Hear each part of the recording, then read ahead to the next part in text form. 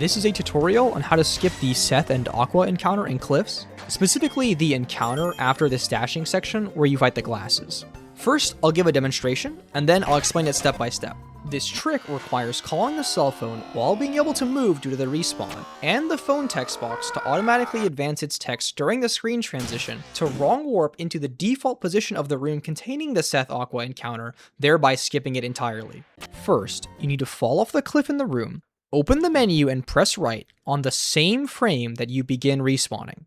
I use the visual cue of Susie's snout going off screen as an indicator for the timing. Once you have the menu open, within 10 frames, you need to call the cell phone.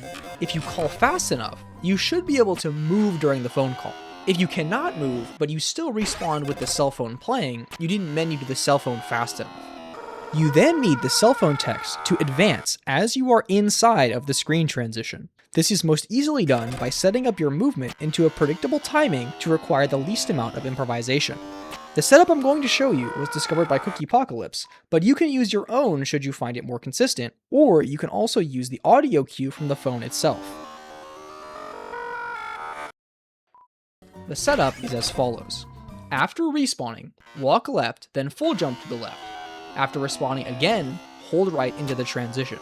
The full jump needs a slight delay after landing, or you will enter the transition too early, so make sure not to buffer the jump out of the respawn. The full jump timing is quite lenient, so if you're unsure about the delay, jump a little bit later than you think. If you do this correctly, you should start the next room near the door outline and the platformer mode switching shrine. Simply hit the shrine and go to the north room with the shop and you're done. As an aside, I find it easiest to use right control instead of C or left control to open the menu, so you can press right and control with the same hand, but this is personal preference and some keyboards don't even have a right control. This trick is quite difficult, so don't get too frustrated if it takes you a while. 10 frames is an extremely small window to menu to the phone, even more so if you aren't super familiar with the menus.